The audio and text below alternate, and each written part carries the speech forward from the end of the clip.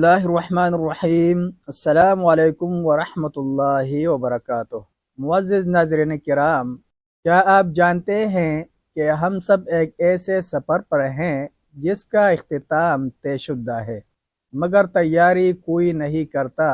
وہ حقیقت جسے مانتے سب ہیں مگر یاد کوئی نہیں رکھتا۔ وہ حقیقت کیا ہے؟ وہ ہے موت۔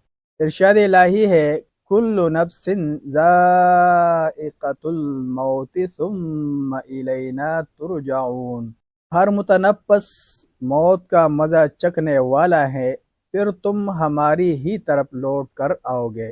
اس کائنات کا ایک خالق ہے، اسی نے تمام چیزوں کو بنایا ہے۔ جس طرح اس نے مخلوقات کو زندگی عطا کی ہے، اسی طرح ان کے لیے موت بھی مقرر کر دی۔ ہر موت ہمیں بتاتی ہے کہ ہم اپنے نفس کے مالک نہیں ہیں۔ ہماری زندگی محض عارضی زندگی ہے۔ اسلام نے اس بارے میں ایک سیدھی سادی قدرتی راہ اختیار کی اور بنی نوع انسان کے آگے عالم آخرت کی حقیقت نمایاں کر دی۔ اسلام نے بڑی وضاحت سے بتا دیا ہے کہ کارخانے ہستی کا حدود اربع صرف یہی عالم رنگ و بو نہیں ہے جو تمہارے چاروں طرف پھیلا ہوا ہے۔ میدانوں، کلیانوں، سمندروں، دریاؤں، پہاڑوں، آبشاروں، بادلوں، آسمانوں کی نیل گو فضا اور ستاروں کے آگے بھی زمان و مکان کا ایک لامتناہی سلسلہ کائنات موجود ہے، اور اسے تم اسی وقت دیکھ سکو گے جب موت کا سرد ہاتھ تمہاری شمع زندگی گل کر دے گا۔ جو ہی تمہاری آنکھیں بند ہوں گی، مشاہدے کی موجودہ دنیا اوجھل ہو جائے گی اور عالم غیب کی وہ زندگی صاف دکھائی دینے لگے گی جو ابدی اور لاپانی ہے۔ تم قبروں سے اٹھائے جاؤ گے، حشر کے میدان میں کھڑے کر دیے جاؤ گے، میزان نصب کر دیا جائے گا تاکہ ہر کسی کو اس کے کیے ہوئے کا برابر بدلہ دیا جائے۔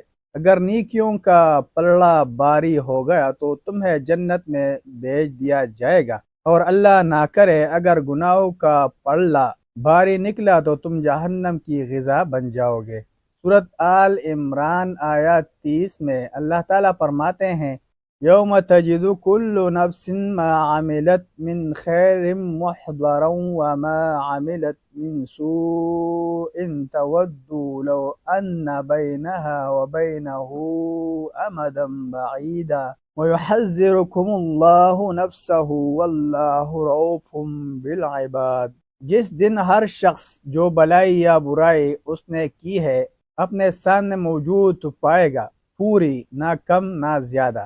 آرزو کرے گا کاش یہ دن اس سے بہت دور ہوتا، اور اللہ تم کو اپنی ذات مقدس سے ڈراتا ہے، اور اللہ اپنے بندوں کے ساتھ شفقت رکھتا ہے۔ لہٰذا ہر شخص اچھی طرح خبردار ہو جائے کہ موت سائے کی طرح ہمارا تعاقب کر رہی ہے۔ زندگی کا کوئی بھروسہ نہیں، جو ہی موت پنجہ مارتی ہے، جیتی جاگتی زندگی اچانک بجھ جاتی ہے۔ آدمی اور اس کے اچھے یا برے انجام کے درمیان فاصلہ ہی کتنا ہے؟ صرف ایک لمحے کا۔ موت کا ایک لمحہ جو انسان کو اس کے انجام سے ہمکنار کر دیتا ہے۔ زندگی محدود دن گنے چنے، انجام موت اور قبر کی تاریکی۔ استغفر اللہ، اگر آدمی صرف اپنی موت ہی کو یاد رکھے تو وہ کبھی سرکشی نہ کرے، لیکن ہم نے کبھی موت کو یاد ہی نہیں کیا۔ ہمیں اس وقت پتہ چلتا ہے جب فرشتہ اجل سر پر آ کھڑا ہوتا ہے تو دم واپسی انسان سوچتا ہے 60-70 سال کی زندگی تو بس یوں ہی آنکھ جھپکنے میں گزر گئی۔ بچپن ابھی کل کی بات ہے، جوانی ایک حسین خواب سے زیادہ کچھ نہیں لگتی۔